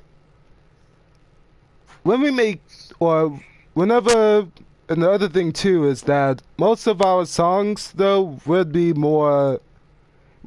suited for everybody. What I mean is that it's still gonna be metal. Country, rock, pop, whatever. Well, You it's guys hear a lot of Well, mostly, well, suited for everyone. well, technically it's gonna be metal, but we are gonna kind of put a little bit of. We've talked about this, the whole band, and we've also decided. Remember, we had also decided to put a little bit of a country spin to it.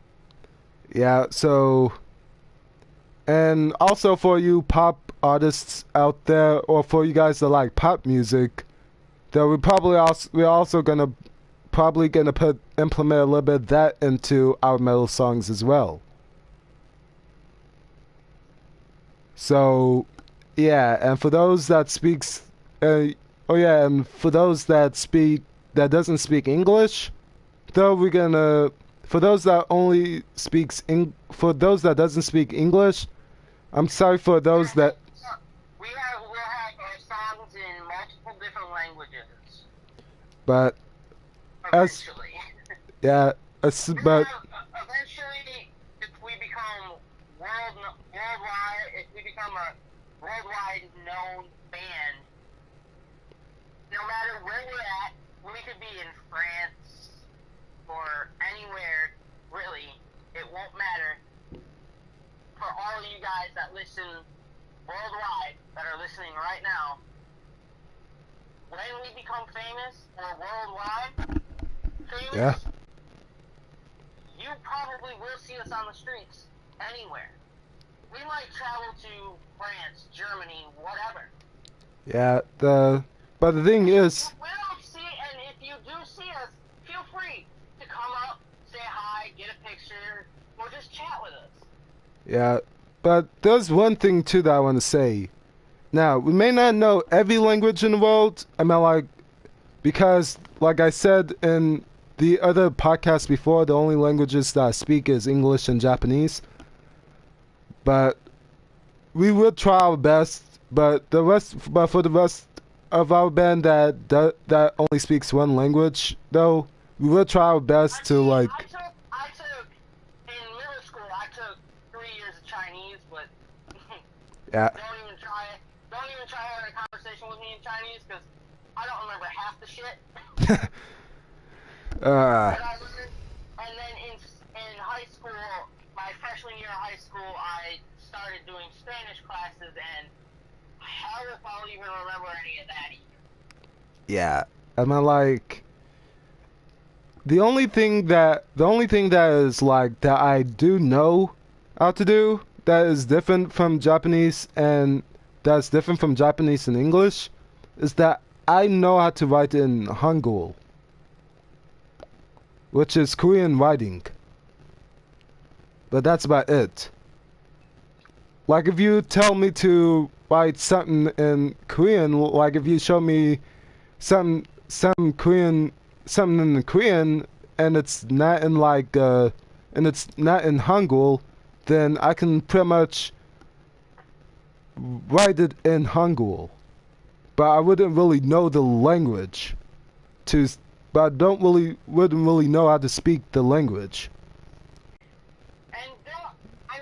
Heck, if you guys eventually, when we get everything set up and we have like a P.O. box, if you guys want to send us fan mail and stuff, yeah, we will, in our videos, eventually, when we have everything set up, like our Instagram, YouTube, our Instagram, Twitter, Snapchat, and all that, along with the P.O. box, you guys can send us fan mail when we get all that set up. Yeah. But and if you guys want us to open your fan mail in video, put directly with the mail, put a piece of paper that says opening video. We'll do it. Yeah. So anyway, let's get back to the last topic. The last death battle video example that I want to use is basically freaking today's death battle, which is Jin Kazuma versus Ryu from Street Fighter. And boy, I don't know anything about these two, so I'm just gonna try and completely stay out of this. Alright, so I don't know that much about Street Fighter, but I do know enough about like this, about that character's strengths and weaknesses, about Ryu's strengths and weaknesses. But I do know more about Tekken because I freaking played every Tekken game there is, even back when I was like little. Well, not when I was little, around, I would say 9 years old, all the way up till now, so I know a lot more about Tekken than the Street Fighter.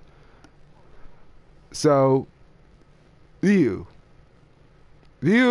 from what I know, he used to be a homeless kid who was taken in by a martial arts master named Goken. So Goken taught him, I forget the Ansatsuken, Dotsuken. I forgot what. I think it's like the Asatsuken. Yeah, that's what it's called. The Asatsuken. And taught him the technique along with another character named Ken Masters. And later on, Goken ends up being killed by Akuma, who is like Goken's brother, I think, because the only Street Fighter movie that because I've seen a couple of Street Fighter movies, but I don't know, like I said, I don't know that much about Akuma, so I'm referring from like the live action movie of Street Fighter, not the animated ones. So, and that happens sometimes, because you have to refer to a live action version rather than a gaming. Yeah. And also, so Ryu found Goken dead, and with Goken's name written in, not Goken's name, I think, but Akuma's name written in blood on the wall, with his blood. And so, later on, Goku, I almost said, don't know why I said Goku, I meant Ryu. Freaking, one of Ryu's only gets his strongest when he is, I should say, in mastered, I'm just gonna call it mastered form because I don't remember the mastered version of the Satsui no Hado. But anyway, so Ryu gains, so later on, Ryu pretty much, as he's fighting Sagat in a match, Sagat tries to be a good sport, helps Ryu up, but then Ryu kind of awoken the dark Satsui no Hados, which then Ryu became evil Ryu and basically split open Sagat's chest, which nearly kills him. And so, and with evil Ryu, he pretty much mastered the same technique that killed Goken, that Akuma used to kill Goken. So, and the technique, what it is that when evil Ryu or Akuma uses the technique, what they do is that they pretty much annihilate the opponent's soul, if close. But since the technique is more of a close-ranged combat, it doesn't do well against long-range characters. So, but anyway, and to explain more about Jin Kazuma, which I actually know more about because, like I said, I've been playing Tekken since the very first game. So, yeah, Jin Kazuma. He's pretty much the son of Jin Kazuma and Kazuya Mishima. Which, when Jin was an infant, Kazuya pretty much abandoned Jin and his wife and his mother. And for Kazuya, which the reason why I'm gonna say to explain about Kazuya too is because in one part of the death battle, though they tried comparing, they said that they were gonna be doing a comparison where Devil Jin and Kazuya. and Devil Kazuya. Well, What was in here? huh? Right. I was asking about something. And the thing was, is that with freaking, and the thing was, when Kazuya was a child, though, Heihachi, Jin's grandfather and Kazuya's father, when Heihachi threw Kazuya off of a cliff when Kazuya was a kid, which allows Kazuya to awaken his devil gene. And then later on, Jin, then later on when Heihachi was about, after Heihachi trains Jin and all that, Heihachi pretty much tries to kill Jin. But then Jin awakens his demon form. So, yeah. The reason why I was explaining that is because just comparing the two in a death battle could go either way of who would win, depending on the circumstances. It's pretty much like the Goku vs. Superman. Though, but There's a lot of death battles that are like that. Yeah. But From the ones that I know of, like. So. yeah. And the thing, huh? And the thing. So anyway, and the thing is that Jin would have, like I said, in a death battle, freaking, the first thing that was wrong with the death battle is that it's the fact that freaking they put all of Ryu's moves in the death battle, but yet they left off a couple of moves of Jin's in his base form. Like for example, they use all of Ryu's moves like the Tatsumaki Zenpyaku and which is basically a spin kick, and the Hadouken. And what they use for Jin, freaking just close hand-to-hand combat. They completely forgot about Jin's Electric Wind God Fist, which is basically just a really powered up version of an uppercut. They never use that. Freaking, they use almost all of Devil Jin's like move sets, but they barely even used any of regular Jin's move sets, base form. So that's the first sign that they purposely want you to win. And another thing that was wrong is that Devil Jin can shoot a freaking laser out of his eye, out of that gem on his forehead. So which means that after Devil Jin overpowered Evil Ryu and grabbed Evil Ryu by the head and shot him with a laser beam, somehow Ryu still went to his power of nothingness form. That's what I'm just gonna call it, because I don't remember the mastered form of Satsui no Hado's name.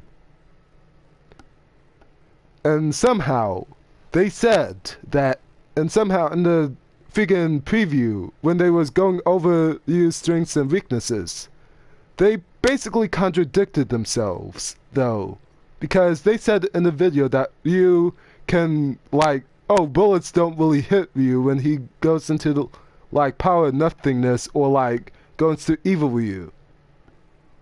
So which means that bullets literally just flies off of him, or even stop in midair. So which means that against, let's say a laser beam, which I do have to say that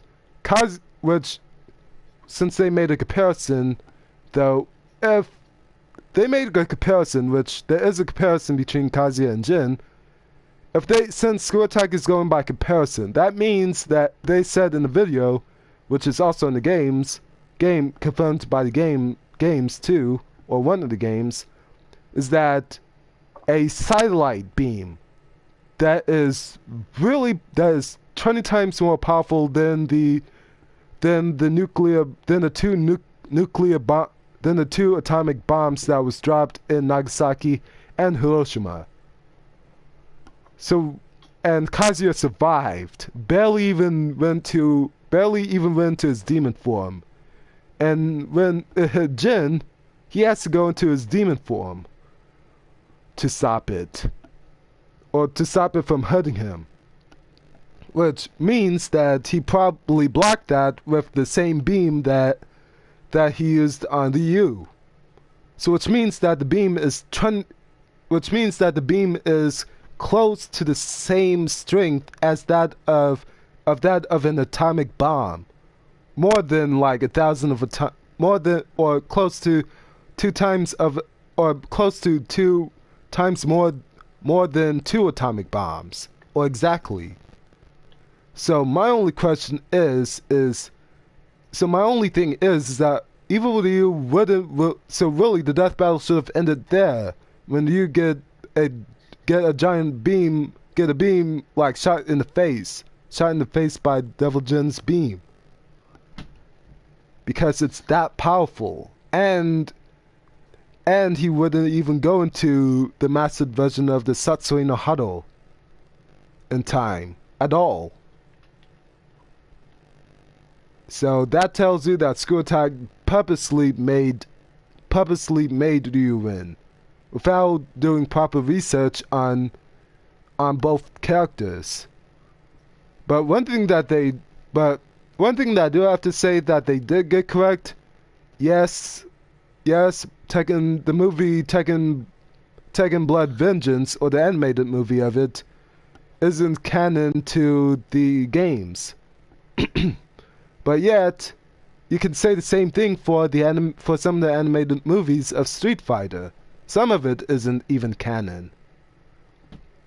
So, but if you're using, let's say, all of Yu's like abilities from both non-canon to canon, then Jin should have used the same, would have had way more transformations than Ryu, because in the animated movie, when Jin goes into his demon form, he becomes uncontrollable. But then, as soon as he masters it, though, he's way more powerful than Kazuya. He becomes way more powerful. So really, if you're including non-canon plots, Devil Jin would have still won. And there was another death battle that also confirms it too, which is made by another YouTuber called Mighty Raccoon that did the same death battle. And even the death battle there says that Jin wins against Ryu. So yeah. See, that's the problem with a lot of the death battles that are made by that YouTuber, is that they don't do the research required to know both of the people in the death battle the best. Yeah, or they don't know, or try to like fabricate certain evidence that points to it. Basically, they're trying to pass off lies as fact. Yeah. And also, the one thing that they did say is that, and the one thing in that death battle too, is that they said, just because they said that one of the animators, and not one of the animators, or I think it was one of the animators, or yeah, I think it was one of the animators, said that, the animated movie of Tekken Blood Vengeance isn't canon to the original plot of Tekken. Yeah, it's not canon, but just because it's not canon doesn't mean that it isn't important. It's still important. And with what they did with Yu, they used both non-canon and canon, Ryu. It's like Goku. Yeah. Where there are some things for Goku that aren't canon, but with that YouTuber, they use things that are canon and aren't canon, which I don't know why, but it's dumb. So if they had used both canon and non-canon with the Goku versus Superman, Goku definitely would have won. Yeah, and the fact, and the thing, and you bring up a good point too. The thing is that if they were to use like both non-canon and canon Goku in that Superman versus Goku fight, not Superman, but Goku could have easily beaten Superman twice by only just going to Super Saiyan 3. No Super Saiyan God form, because he would have been 10 times more stronger than Superman in his base form. In God form, he could beat Superman 10 times over. Yeah. So. And still have power to spare. Yeah. So. That's my intake on Skotak's death battle, and yeah. All of his death battles that we talked about, that's what we think, and what we know. Yeah, and take it from people who read a lot of DC comics and all that kind of stuff, like not only just the DC comics, but all that stuff. Take it from two people who read the DC comics, the mangas, and all that. Yep. Whereas I have read the comics of a lot of the different Supermans. Yeah. I mean, like, for me, the thing is that I'm sorry for us not including, like, any death battles between, like, that Skotak past made that's been inaccurate between, like, Marvel or DC versus DC or Marvel versus Marvel. I'm sorry about that, but any of those, if you guys have some specific ones that you guys wanted us to go over, like I said, write it down, and then like when we get all of our stuff set up, like. Yeah. 4 of us will get together and we'll all talk about, like, all 4 of us will talk about it, because we're all 4 of us are big into the whole superhero fandom, and yeah, and we'll put it up on our YouTube channel, K9 Apocalypse. Yeah. So like,